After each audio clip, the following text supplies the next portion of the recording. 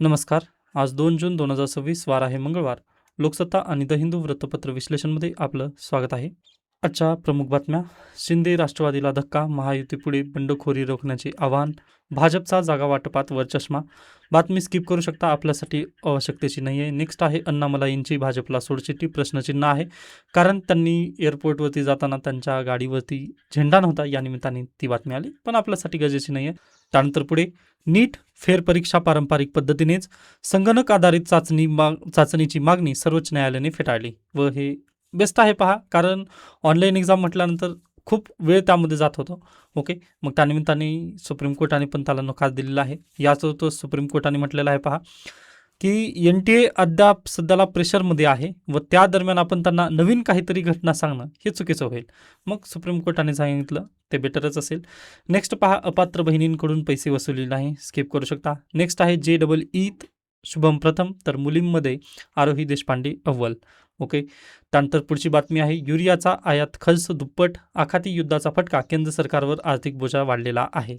Okay, आता सध्याला काय चालू आहे हे तुम्हाला सांगण्याची आवश्यकता नाही आहे. आपण याच्यापूर्वीच याबद्दल डिटेलरित्या चर्चा केली आहे, त्यामुळे या बातमीला आपण स्किप करणार आहोत. आता सर्वच बातम्या स्किप करतात का? यस, अगदी म्हणजे झालेलंच आहे त्या पद्धतीने, मग गरजेचं नाही आहे.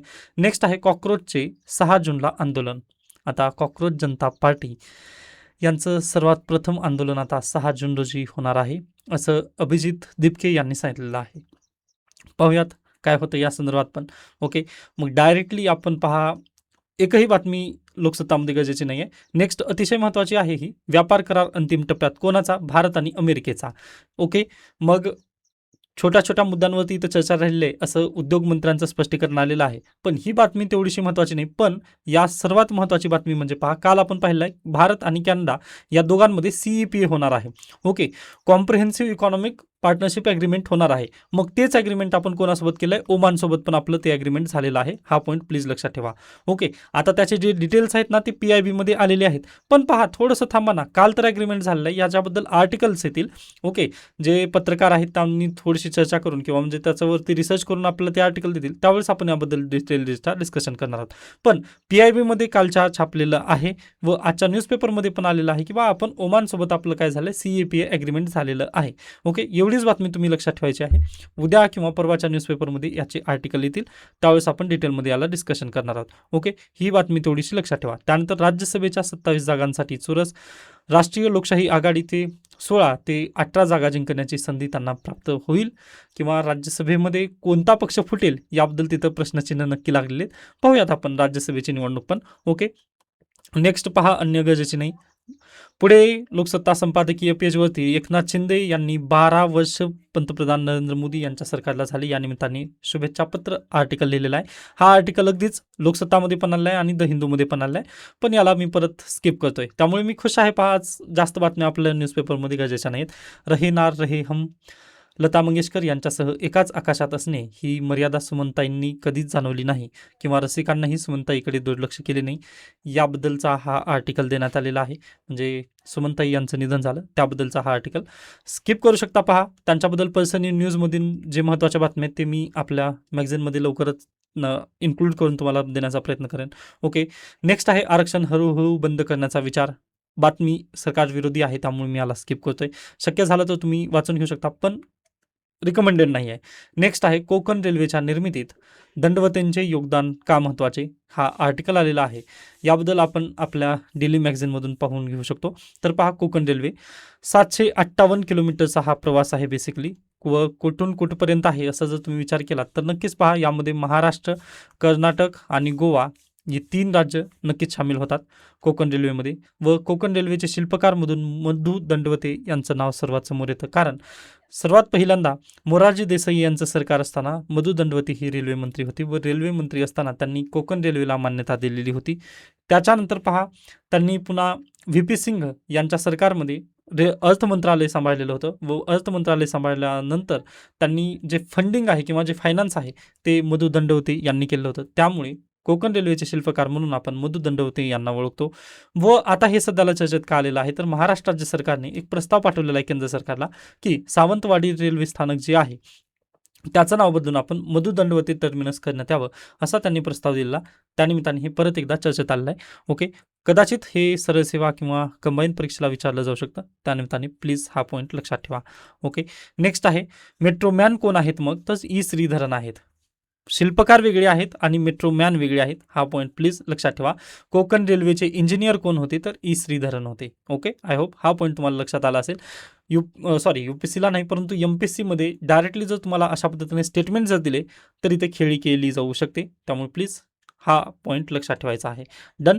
त्याच्यानंतर पहा, आपलं आय पी एलबद्दल थोडीशी चर्चा राहिली होती. त्यानिमित्ताने परत म्हणजे लोकसत्तामध्ये बातम्या गरजेच्या नाहीत. पहा, शेवटच्या पेजवरती आय पी एलबद्दल आलेलं आहे, पण ती बातमी डायरेक्टली मी आपल्या मॅगझिनमध्येच कव्हर करत आहे. ओके, ही बातमी तुम्ही पाहू शकता. त्यानंतर याबद्दल मी आज तक न्यूजमध्ये बोलणारच आहे. डन. तर अशा पद्धतीने आजचा लोकसत्ता संपतो.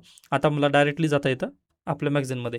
तर पहा, आय पी एल 2026चा अंतिम सामना royal challengers Bangalore versus Gujarat Titans यांच्यामध्ये झाला व रॉयल चॅलेंजर्स बेंगलोर यांनी विजेतेपद पटकावलेलं आहे व सलग दुसऱ्यांदा त्यांनी हे पटकावलेलं आहे. ओके, त्याच्यानंतर 31 मे 2026 रोजी अहमदाबाद येथे खेळल्या गेलेल्या या अंतिम सामन्याची आणि स्पर्धा परीक्षेच्या दृष्टीने महत्त्वाच्या चालू घडामोडींची माहिती खालीलप्रमाणे आहे. विजेता संघ आहे RCB, त्यानंतर उपविजेता Gujarat Titans. Orange cup Vaibhav Suryavanshi 776 धावा त्यांनी केलेल्या आहेत आणि पर्पल कॅप कागेश्वर रबाडा 29 बळी त्यांनी घेतलेले. त्यानिमित्ताने हा डाटा पॉईंट तुम्हाला लक्षात ठेवायचा आहे. Okay, done. त्यानंतर आजचं द हिंदूमध्ये पहिलीच बातमी आहे. पहा, industrial output slows to 4.9% in new data series.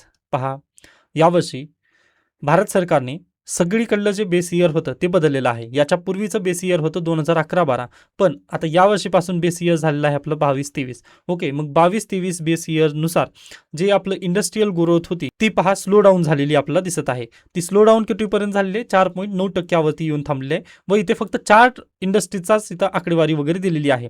त्यामुळे हा पूर्ण मायक्रो पद्धतीचा डाटा आहे. पहा, यूपीएससी कधीही मायक्रो पद्धतीचा हा डाटा विचारणार नाही तुम्हाला की या इंडस्ट्रीमध्ये किती ग्रोथ वगैरे झाली, असं बिलकुल विचारलं जात नाही. आणि PIBमध्ये तर याचं खूप डिटेलिंगमध्ये दिलेली आहे. ओके, पण मी या बातमीला स्किप करतोय का तर नाही गरजेची, फक्त तुम्हाला मेन्समध्ये लिहिण्यासाठी हा डाटा पॉईंट लक्षात ठेवा किंवा नवीन आकडेवारी ज्यावेळेस किंवा नवीन बेस इयर ज्यावेळेस आपण प्राप्त केलेला आहे किंवा नवीन बेस इयर आपण आत्मसात केला ना, त्याच्यानंतर आपलं जे ग्रोथ रेट आहे ते थोडंसं खालावलेलं दिसत आहे. उर्वरित जर तुम्ही पाहिलात 2011-12 नुसार तर आपलं ग्रोथ रेट अगदीच वाढलेलं असेल. ओके, पण नवीन ग्रोथ रेटनुसार ते थोडंसं कमी झालेलं आहे. आणि लोकसत्तामध्ये ही बातमी आलेली आहे. पहा, कुठे गेली ती बातमी? हां, तर पहा, SBIचं जे पत्र आहे, SBIच्या अहवालानुसार यावर्षीचं जे ग्रोथ रेट आहे ना ते 6.6% राहील असा त्यांचा अंदाज आहे. ओके, किंवा याच्या पूर्वीचा अंदाज किती होता? पहा, 7.5% ही वार्षिक अंदाज त्यांनी दर्शवलेला होता, परंतु तेवढा न राहता ही किती झालेला आहे? 6.6% वार्षिक अंदाज राहिलेला आहे. आता हा पण परीक्षेला प्रश्न येत नाही, कारण परीक्षेला कुठून प्रश्न येतात? तर इकॉनॉमिक सर्व्हेवरून प्रश्न येतात. म्हणजे लास्ट इयरचा जो काही डाटा झालेला आहे तो फेब्रुवारी महिन्यामध्ये जो प्रकाशित केला जातो, इकॉनॉमिक सर्व्हेमधून सर्व प्रश्न येतात. पण आपला पण करंट अफेअर्समध्ये काहीतरी माहिती असावं किंवा काय चालू आहे आपल्या देशात हे माहिती असावं, या निमित्ताने हवाबाजी करण्यासाठी हा डाटा पॉईंट तुम्ही लक्षात ठेवा. बाकी याचा कुठेही फायदा तुम्हाला होणार नाही. इकॉनॉमिक सर्व्हिसची जी आकडेवारी असते ना ती ऑफिशियल असते, त्यालाच आपण मान्यता देतो. ओके, नेक्स्ट आहे no space for anti India elements in Myanmar. Okay, म्यानमारचे प्रेसिडेंट भारत देशाच्या दौऱ्यावरती आलेले आहेत. मग कोणते ॲग्रीमेंट्स झाले तर याबद्दल पण आर्टिकल्स वगैरे नक्की येतील. न्यूज इन प्रोसेस आहे, त्यामुळे थोडंसं थांबा. आगामी काळामध्ये आपण याला नक्कीच चर्चेला घेणार आहोत. पुढची बातमी, Madhya Pradesh to roll out UCC soon. Uniform civil code Madhya प्रदेशमध्ये लवकरच लागू होणार आहे. आता इथून परीक्षेला प्रश्न काय विचारला जाऊ शकतो? पहा, युनिफॉर्म सिव्हिल कोड आर्टिकल किती आहे? Article 44 of the Indian constitution. त्याच्यानंतर युनिफॉर्म सिव्हिल कोड पहिल्यांदा कोणत्या राज्यांनी लागू केलेला आहे? आता पहा, पोर्तुगीजांनी तर गोवामध्ये ऑलरेडी लागू केलेलं होतं, त्यामुळे आपण त्याला कन्सिडर करत नाही. पण नुकतंच कोणा राज्यांनी लागू केलं आहे? तर उत्तराखंड त्यामध्ये प्रथम आहे. ओके, हा पॉईंट प्लीज लक्षात ठेवा. उत्तराखंड पहिल्यांदा राज्य आहे जिथे युनिफॉर्म सिव्हिल कोड लागू झालेला आहे. त्याच्यानंतर गोवामध्ये पोर्तुगीजांनी ऑलरेडी लागू केलेलं होतं, त्यामुळे त्यांचा प्रश्नच येत नाही. Okay, done. नेक्स्ट आहे मध्य प्रदेश, लवकरच तिथे पण युनिफॉर्म सिव्हिल कोड लागू करण्यात येणार आहे. ओके, त्याच्यानंतर पुढे चला. नेक्स्ट पहा, एकनाथ शिंदे यांनी पंतप्रधान नरेंद्र मोदी यांच्याबद्दलचा हा जो आर्टिकल लिहिलेला आहे तो इंग्लिशमध्ये इथं पण देण्यात आलेला आहे. ओके, पण गरजेचं नाही आपल्यासाठी. ओके, नेक्स्ट आहे IMEC, अतिशय महत्त्वाचा प्रश्न व UPSC इथे खुश होते अशा पद्धतीचा हा प्रश्न आहे. पहा, IMEC बेसिकली काय आहे किंवा इथे 2-3 संदर्भ पण आलेले आहेत पहा. INSTC, BRI याबद्दल UPSCने प्रश्न विचारलेले आहेत. INSTC काय आहे? तर international north south transport corridor. Okay, INSTC international north south transport corridor आहे. व हे कुठून चालू होतं तर भारत देश, त्यानंतर इराण, त्याच्यानंतर पहा वरती रशियापर्यंत आपल्याला जाण्यासाठी हा आपण मार्ग निवडलेला आहे. International north south transport corridor. Okay, पण ज्यावेळेस G20 2023 होती त्यावेळेस भारत देशाने म्हटलं की आता आपण IMEC हे कॉरिडॉर आपण लवकरच बांधणार आहोत व त्याचा वापर आपण लवकरात लवकर करू असं भारत सरकारने सुचवलं व याचं नाव आहे पहा India middle east Europe economic corridor. Okay, India आणि मिडल ईस्ट इकॉनॉमिक कॉरिडॉर हे त्याचं नाव आहे, फुल फॉर्म आहे IMEC. हे जे IMEC कॉरिडॉर आहे त्याची योजना कधी मांडण्यात आली तर 2023 G20च्या परिषदेदरम्यान ही योजना मांडण्यात आलेली आहे पहा पंतप्रधान नरेंद्र मोदी यांच्या मार्फत. ओके, मग हे IMEC जे कॉरिडॉर बांधण्यात येणार आहे ते आपल्यासाठी का महत्त्वाचं आहे याबद्दल थोडक्यात आपण चर्चा करणार आहोत.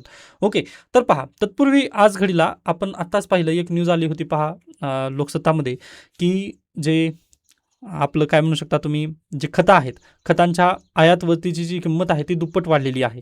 हे असं का झालं तर सर्वात मेन आहे स्ट्रेट ऑफ हॉर्मुझ क्लोज झालेलं त्यामुळे स्ट्रेट ऑफ हॉर्मुझ. ओके, व स्ट्रेट ऑफ हॉर्मुझ क्लोज का झालेला आहे तर USA आणि इराण यांच्या दोघांमध्ये जे कन्फ्लिक्ट झालं किंवा वार चालू आहे त्यामुळे हे सर्व काही सिच्युएशन आलेली आहे. बरोबर, मग USAने इराणवरती आक्रमण का केलं किंवा USAला पहिल्यांदा काय वाटलं होतं तर नक्कीच पहा की आपण फक्त एका दिवसामध्ये ही युद्ध गुंडाळू शकतो असं USAला थोडासा फाजील आत्मविश्वास नक्की झालेला होता. पण इराणने असिमेट्रिक वॉरफेअर केलं व USAला नाकीनऊ तिथं आणलेले आहेत त्यामुळे स्ट्रेट ऑफ हॉर्मुझ आज सध्याला क्लोज आहे. इथे मी शब्द कोणता वापरला तर asymmetric warfare. Asymmetric warfare. Okay, आता हा जो शब्द आहे तो तुम्हाला इंटरनल सिक्युरिटीमध्ये खूप महत्त्वपूर्ण ठरणार आहे. ओके, त्यामुळेच मी काल एक स्ट्रॅटेजी व्हिडिओ बनवलेला आहे पहा, शक्य झालं तर तुम्ही तो व्हिडिओ पाहू शकता व त्यामध्ये प्रतिक्रिया नक्की देऊ शकता. त्यामध्ये मी म्हटलेलं आहे इंटरनल सिक्युरिटीबद्दल वगैरे. मग जे इंटरनल सिक्युरिटी असेल त्यानंतर इंटरनॅशनल रिलेशन जे असतील त्याबद्दल लवकरातच आपण एक प्लॅन मी बनवण्याचा प्रयत्न करेन. ओके, पाहूयात. पण सांगायचं काय तर हे करंट अफेअर्समधून प्रश्न येतात बरं. ओके, म्हणजे असिमेट्रिक वॉरफेअरबद्दल प्रश्न येऊ शकतो, विचारला जाऊ शकतो कारण चान्सेस जास्त आहेत. कारण नाकेनऊ केलेलं आहे पहा. USAकडे भरपूर मोठी आर्मी आहे किंवा डिफेन्स जे स्ट्रक्चर आहे त्यांचं भरपूर मोठं आहे, तरी देखील इराणने त्यांना नाकेनऊ केलं व हे कशामुळे तर असिमेट्रिक वॉरफेअरमुळे. ओके, आता आपला आर्टिकल त्याबद्दल नाही आहे पण थोडक्यात मला सांगायचं त्यानिमित्ताने. तर पहा स्ट्रेट ऑफ हॉर्मुझ क्लोज झालेला आहे व दुसरीकडे पहा इराणला साथ देणारे येमनचे हौती यांनी जर बाबेल मंडेबला क्लोज केलं. बाबेल मंडेब क्लोज झाल्यानंतर पहा रेड सी बंद होतो. रेड सी मधून पुढे जाणारा रस्ता कोणता आहे तर सुएझ कॅनल आहे. ओके, मग सुएझ कॅनल जर बंद झालं, आता अगदीच ॲग्रीमेंटनुसार पहा सुएझ कॅनल कधीही बंद करता येत नाही, ते कोणाच्या मालकीचं नाही आहे. परंतु बाबेल मंडेब जर बंद झालं तर युरोपियन युनियनचा पूर्ण व्यापार ठप्प होतो. ओके, मग यासाठीच आता निर्णय काय घेण्यात आला होता किंवा G20 परिषदेवेळेसच तो निर्णय झाला होता. पण आता त्याचे आपला उपयोग दिसत आहे किंवा IMEC लवकरात लवकर आपण सुरू करणं गरजेचं आहे. ओके, त्यानिमित्ताने थोडंसं हे कंडिशन मी सांगण्याचा प्रयत्न करतो तुम्हाला समजावून की पहा रेड सी जर बंद झाला तर युरोपियन युनियनचा व्यापार ठप्प होतं व सुएझ कॅनल तिथं ठप्प होतं. मग असं होऊ नये, भविष्यात असं होऊ नये यासाठी भारत सरकारने याचं नेतृत्व केलं किंवा IMEC हा प्रस्ताव ठेवलेला होता व सर्व राष्ट्रांना तो मान्य झाला. व पहा USA यामध्ये येत नाही तरी पण USAने पण याला चालना दिली किंवा तुम्ही करू शकता कारण त्यावेळेस जो बायडन होते. ओके, जो बायडन म्हटले की बाबा मी पण आहे यामध्ये सहमती. ओके, मग IMEC जे India middle east Europe economic corridor जो आहे तो बनवण्यात येणार आहे. पण झालं काय, डोनाल्ड ट्रम्प यांनी इराणवरती आक्रमण केलं. इराणवरती आक्रमण केल्यानंतर पहा आता हे जे सर्व आहे ना ते आपण काय करूयात मॅपमध्ये बेस्ट पद्धतीने समजावून सांगूया पहा. तर पहा आपण हे मल्टीलॅटरल पद्धतीचा कॉरिडॉर आहे पहा, म्हणजे सिंगल कॉरिडॉर नाही आहे, फक्त एकाच गोष्टीमधून जाणारा हा कॉरिडॉर नाही. तर पहा मुंबईमधून आपण जहाजाने प्रवास करणार आहोत. जहाजाने प्रवास केल्यानंतर पहिल्यांदा आपल्याला कुठं उतरायचं आहे UAEचं जबेल अली पोर्ट. ओके, आता झालं काय, ज्यावेळेस USAने आक्रमण केलं इराणवरती त्यावेळेस इराणने या जाबेल अली पोर्टवरती भरपूर आक्रमण केलेलं आहे. त्यामुळे जाबेल अली पोर्ट जे आहे ते सध्याला आता बंद आहे. यामुळे पहा आपलं जे IMEC कॉरिडॉर आहे याला नक्कीच विलंब लागू शकणार आहे कारण जाबेल अली पोर्ट आता सध्याला बंद आहे. बरोबर, मग जाबेल अली पोर्ट UAE मधून आपण कुठं जायचं आहे, व्हाया रोडनं जायचं पहा. आता मग कुठे जायचं, UAE मधील दुसरं पोर्ट आहे अल गुवाहत. ओके, इथं जायचं. मग इथून पहा हराह, त्याच्यानंतर रियाद पासून पहा आपल्याला जायचं आहे कुठे अल हदायत अल हदिता, ओके, ह्या पोर्टकडे जायचं. म्हणजे अगदी हे सिटीज आहेत. ओके, या सिटीजमध्ये आपण आता अगदी सौदी अरेबियामध्ये मग तुम्ही डायरेक्टली रोडद्वारे प्रवास करू शकता ना.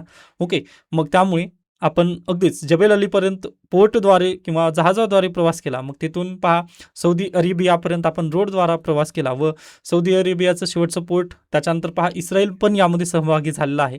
हैफा नावाचं पोर्ट आहे इस्रायलचं. मग हैफापर्यंत आपण व्हाया रोडद्वारे प्रवास केला व इथपर्यंत आल्यानंतर पहा इस्रायल ते ग्रीसपर्यंत आपण कशाने परत प्रवास करणार आहोत, तर जहाजद्वारे प्रवास करणार आहोत. ओके, त्यामुळेच याला आपण मल्टीलॅटरल कॉरिडॉर असं संबोधलेलं आहे. कारण फक्त तुम्ही एका गोष्टीने प्रवास इथं करू शकत नाही, तर तुम्हाला विविध ट्रान्सपोर्टेशनचा इथं वापर करावा लागणार आहे. ओके, तर हे अशा पद्धतीचा आपला प्रवास असणार आहे किंवा असा प्रस्ताव आहे आपल्या IMECचा.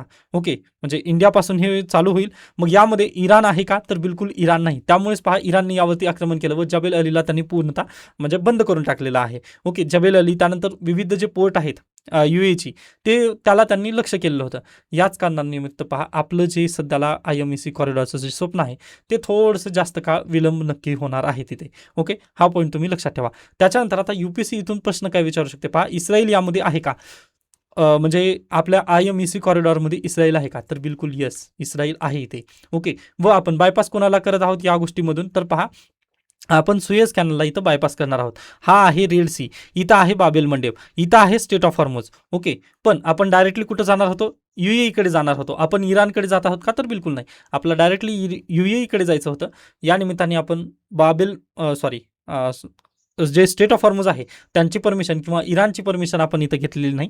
आपण डायरेक्टली UAE, त्याच्यानंतर सौदी अरेबिया, त्याच्यानंतर इस्रायल आणि पुन्हा डायरेक्टली युरोपमध्ये जाण्याचा आपला हा बेत होता.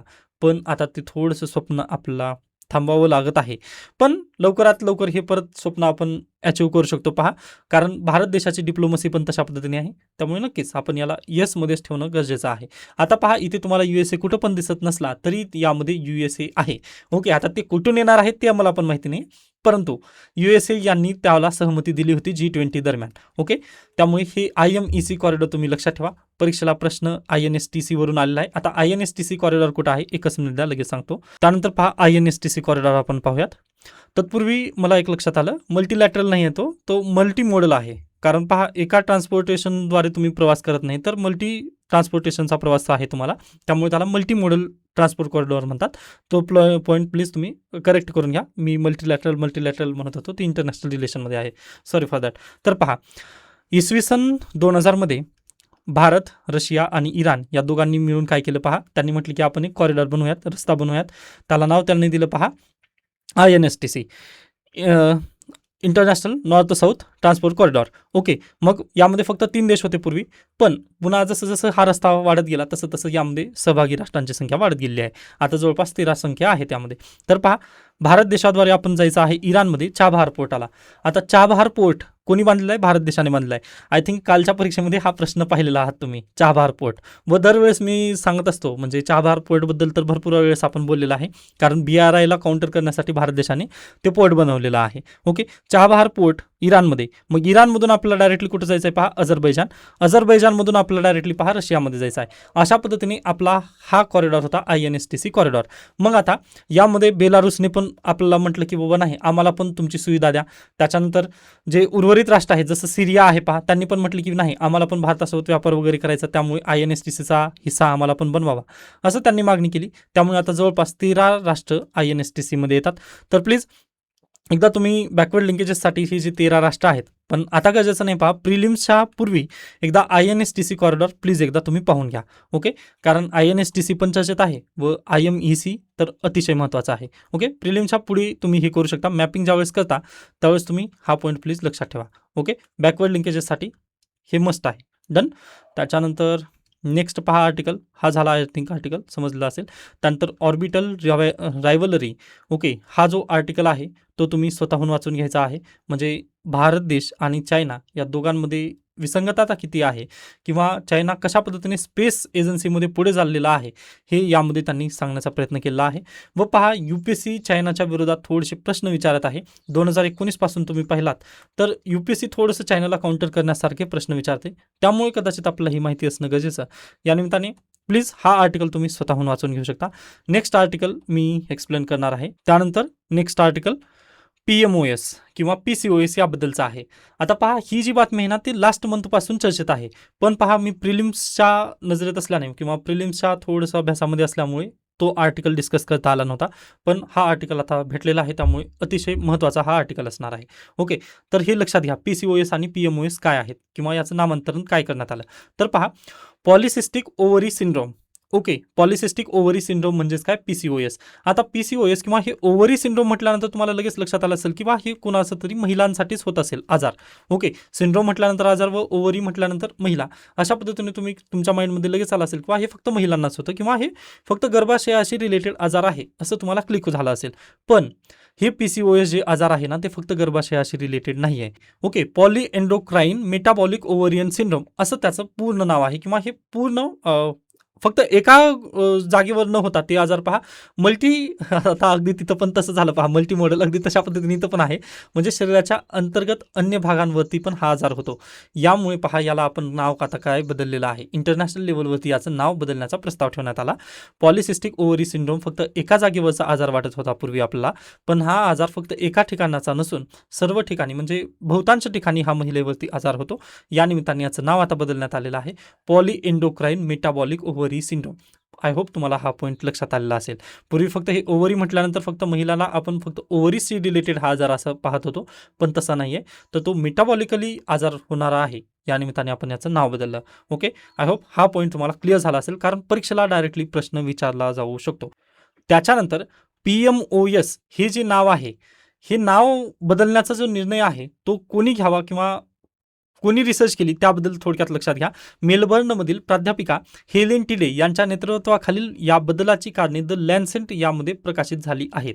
ओके, त्यामुळे त्यांनी हे जे नाव आहे त्यांनी प्रस्ताव दिला की बाबा त्यांनी रिसर्च केली, प्राध्यापिका हेलेना टिडे यांनी रिसर्च केली व त्यांनी तसा बदल सुचवला व त्याची जी रिसर्च आहे ती कुठं, द लॅन्सेटमध्ये प्रकाशित झालेली आहे.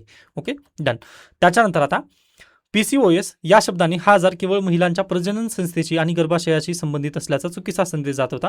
पण हा मल्टी सिस्टम आजार आहे पहा, सॉरी मला आता लक्षात आलं, मल्टीलॅटरल, मल्टी मॉडेल आणि मल्टी सिस्टम. ओके, ही 3 नाव आजच्या लेक्चरमध्ये प्लीज तुम्ही लक्षात ठेवा, कारण मराठीमध्ये बोलत असताना पहा थोडंसं ते शब्द लवकरात लवकर सुचत नाहीत. ओके, त्यानिमित्ताने थोडंसं प्रॉब्लेम आहे, पण आय होप तुम्हाला पॉईंट मला जे सांगायचा होता ते समजला असेल. आता यामध्ये कोणत्या कोणत्या घटकांना हा आजार होतो ते लक्षात घ्या. एंडोक्राईन म्हणजे अंतस्रावी ग्रंथी, त्यानंतर चयापचय आणि मानसिक, त्यासोबतच त्वचाविषयक आजार यामध्ये येतात. म्हणजेच काय आहे, PMOS, त्याच्यामुळे हे नाव देण्यात आलेलं आहे. मल्टी सिस्टम नेचरचा हा आजार आहे. फक्त अंतस्रावी फक्त ओव्हरीशी रिलेटेड हा आजार नाही आहे, तर अंतस्रावी ग्रंथी, चयापचय, मानसिक, त्वचाविषयक आजार हे सर्व एकत्रित होतात. यामुळे याला PMOS हे नाव आपण सुचवलेलं आहे. मग याच्यापूर्वी PCOS भारतामध्ये पण होतं पहा, पण आपण तरी देखील पहा फेमटेक ज्या इंडस्ट्रीज आहेत म्हणजे फिमेल रिलेटेड ज्या इंडस्ट्रीज आहेत ना, याच्यापूर्वीच त्यांनी हा आजार ओळखलेला होता. फक्त आपल्या देशामध्ये रिसर्च झाली नाही, परंतु फेमटेक ज्या इंडस्ट्रीज आहेत ना त्यांनी काय केलं होतं पहा, डिजिटल स्वरूपामधून महिलांना जर अशा पद्धतीने PCOS आजार वगैरे झाला असेल ना, तर विविध क्षेत्रातील जे तज्ज्ञ आहेत ना ते एकत्रित येऊन त्यांनी डिजिटल क्षेत्रामध्ये तशा पद्धतीने महिलांना मदत करण्यासाठी त्यांनी फेमटेक इंडस्ट्रीचा वापर केला होता.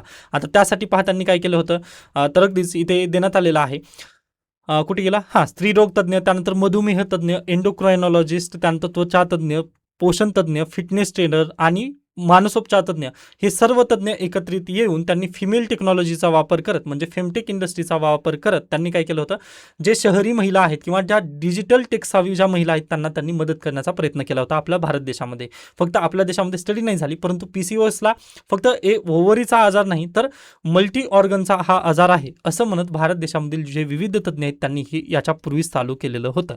ओके, हा अतिशय महत्त्वाचा पॉईंट आहे, इथून पण UPSC स्टेटमेंट बनवू शकते किंवा भारत देशामध्ये याच्या पूर्वीपासूनच इलाज होते का, तर यस. पण पहा हे रुरल क्षेत्राशी रिलेटेड होतं का, तर बिलकुल नाही. फक्त अर्बन महिलाच याचा लाभ उचलत होत्या का, तर डिजिटल आहे ना ते सगळं. म्हणजे आता ज्या पद्धतीने तुम्ही यूट्यूबवर माझे लेक्चर बघत आहात अगदी तशा पद्धतीने पहा झूम मिटिंगवरती यांचा इलाज वगैरे तिथं केला जायचा. मग ग्रामीण भागातील महिलांना हे आजार वगैरे तसं होईल, ग्रामीण भागातील महिलांना हे सर्व ॲक्सेस होईल का, तर बिलकुल होत नव्हतं. त्याच्यानंतर पहा आज घडीला आपल्या देशामध्ये पितृसत्ताक पद्धती असल्या कारणानिमित्त जर एखादी अविवाहित महिला जर स्त्रीरोग तज्ज्ञाचा सल्ला जर घेत असेल तर त्यांना थोडंसं वाईट नजरेनं वगैरे पाहिलं जातं किंवा अगदीच भुवया उंच केल्या जातात समाजाच्या, किंवा हिला काय झालं किंवा ही कसं काय तिथं गेली म्हणून. ओके. पण खऱ्या अर्थाने जर पाहिला तर PMOS किंवा PCOS, PCOS न म्हणता आपण आता PMOS हा आजार जर पाहिला तर फक्त हा आजार ओव्हरीशी रिलेटेड नाही तर मानसिक संदर्भात पण रिलेटेड आहे. त्यानंतर मधुमेह संदर्भात पण रिलेटेड आहे. त्यामुळे अविवाहित जरी महिला असेल तरी त्यांना गायनोकॉलॉजिस्टची तिथं गरज नक्की लागू शकते. मग या दृष्टिकोनातून एक समाजाचा नजरिया बदलण्यासाठी हा PMOS जो आजार आहे याला मान्यता देणं काळाची गरज आहे पहा. ओके. त्याच्यानंतर अगदीच पहा, हे जे फेमटेक इंडस्ट्री होती त्यामध्ये अगदीच महिलांचं जे प्रायव्हसी आहे ती मेंटेन केली जायची. प्लॅटफॉर्म्सनी महिलांना घरातूनच सुरक्षित आणि खाजगी सल्ला मसलत करण्याची सोय उपलब्ध करून दिली होती. त्यामुळे अर्बन मधील ज्या महिला आहेत त्या सुरक्षित तिथं नक्कीच होत्या. कारण मी म्हटलं ना तुम्हाला आत्ताच उदाहरण दिलं, अविवाहित महिलांना स्त्रीरोग तज्ज्ञाकडे जर जायचं म्हटलं तर नक्कीच समाजाच्या नजरात तिथं उंचावल्या जायच्या. पण घरबसल्या जर तुम्ही फेमटेक इंडस्ट्रीची जर तिथं मदत घेतलात तर ते कदाचित तुमच्यासाठी बेटर होतं. ओके. मग याचा बाजारपेठीचा विस्तार झालेला पण इथं देण्यात आला आहे. वुमन एम्पॉवरमेंटमध्ये हा टॉपिक तुम्ही नक्कीच देऊ शकता. त्याच्यानंतर आता अतिशय महत्त्वाचं पॉईंट इथंच देण्यात आलं की हे प्लॅटफॉर्म महागडे असून त्यासाठी अखंड इंटरनेटची गरज असते. त्यामुळे हे उपचार केवळ शहरी आणि तंत्रज्ञानस्नेही म्हणजे डिजिटल टेक्सावे महिलांपुरतेच मर्यादित राहतात. ग्रामीण भागातील बहुतांश महिलांना आजही पारंपरिक सरकारी रुग्णालयांवरतीच अवलंबून राहावं लागतं. व तुम्हाला माहिती आहे की सरकारी रुग्णालयांमध्ये योग्यरित्या तुमचा उपचार केला जाऊ शकतो का, किंवा PMOS याला तिथं टॅकल केलं जातं का, तर बिलकुल नाही. कारण पहा, फक्त आपल्याकडे एकच स्त्रीरोग तज्ज्ञ असतं व मल्टी ऑर्गनला जर तुम्हाला टॅकल करायचं असेल तर विविध तज्ज्ञांची तिथं गरज घ्यावी विविध तज्ज्ञांची तिथं मदत घ्यावी लागते. पण आपल्या देशामध्ये ते शक्य नव्हतं. मग यासाठीच फेमटेक इंडस्ट्री आपल्या मार्केटमध्ये आलेली आहे. पण सध्याला चॅलेंज हा आहे पहा की ती ग्रामीण भागापर्यंत पोहोचू शकत नाहीत. मग त्याला सरकारने प्रोत्साहन देणं काळाची गरज आहे. त्यानंतर समाजाने पण याला मान्यता देणं गरजेचं आहे. हेच तुम्ही इथं बेसिकली उत्तरामध्ये किंवा शेवटी जाता तिथं पॉईंट हे नमूद करू शकता. त्याच्यानंतर पहा, प्रजनन केंद्रित मानसिकतेतून बाहेर पडण्याची गरज आहे. वैद्यकीय शिक्षण आणि समाजाने महिलांच्या आरोग्याकडे केवळ मुलं होणे किंवा वजन कमी करणे एवढ्यापुरी ते मर्यादित न पाहता सर्वसमावेशक दृष्टिकोनातून पाहिले पाहिजे. हे जरी तुम्ही निष्कर्ष लिहिलात तरी बेटर आहे. आता या निष्कर्षावरून मला काय आठवलं पहा, तर नक्कीच आज मी तुम्हाला उत्तर लेखन कौशल्य कशा पद्धतीने विकसित करणं गरजेचं आहे किंवा ते का गरजेचं आहे याबद्दल लेक्चर घेणार आहे. तर यूट्यूबवरती ते व्हिडिओ मी लवकरच प्रकाशित करेन. तो व्हिडिओ पण तुम्ही नक्की पाहू शकता. त्याच्यानंतर उद्यापासून आपण 3 जूनपासून कोअर पद्धतीने ॲन्सर रायटिंगला वगैरे सुरुवात करणार आहोत. तर ज्या विद्यार्थ्यांना एनरॉल करायचं आहे बॅचमध्ये नक्कीच ते एनरॉल करू शकता. उत्तर लेखन कौशल्य विकास वर्ग ज्या पद्धतीने मी तुम्हाला पूर्वी सांगितलं होतं तशा पद्धतीने ती बॅच असेल. तर प्लीज कॉन्टॅक्ट, तुम्ही डिटेल्स वगैरे प्रोव्हाइड केले त्याच्यापूर्वी पण ते तुम्ही नक्कीच पाहून मला कॉन्टॅक्ट करू शकता. ओके. व इथे मी सर्व पॉईंट्स दिले आहेत, हे तुम्ही एकदा वाचलात तर मोर दॅन सफिशियंट आहे. त्याच्यानंतर PIBच्या न्यूज आहेत. आता जाता तुम्ही हे सर्व वाचून घेऊ शकता. यामध्ये जास्त काही डीपली जाण्यासारखं वगैरे काही नाही आहे पहा. ओके. म्हणजे पण सांगायचं महत्त्वाचं म्हणजे काय, इथून पण UPSCने प्रश्न काढला होता. कल्चर प्रोग्राम कुठं होणार आहे? वाराणसी येथे. ओके. 4 ते 5 जून दरम्यान हे कल्चर प्रोग्राम होणार आहे ब्रिक्सचं. कारण यावर्षी ब्रिक्स परिषद जी आहे ती इंडियामध्ये होणार आहे. या निमित्ताने हे महत्त्वाचं आहे पॉईंट. ओके. त्याच्यानंतर उर्वरित येतच जातील पहा, पण आजचं एक होमवर्क असेल, 2 आर्टिकल तुम्हाला वाचायचे आहेत. आता वेळ झालेला आहे त्यामुळे मी थांबतो. याबद्दल काही शंका काही सजेशन असतील तर नक्की मला सांगू शकता. धन्यवाद.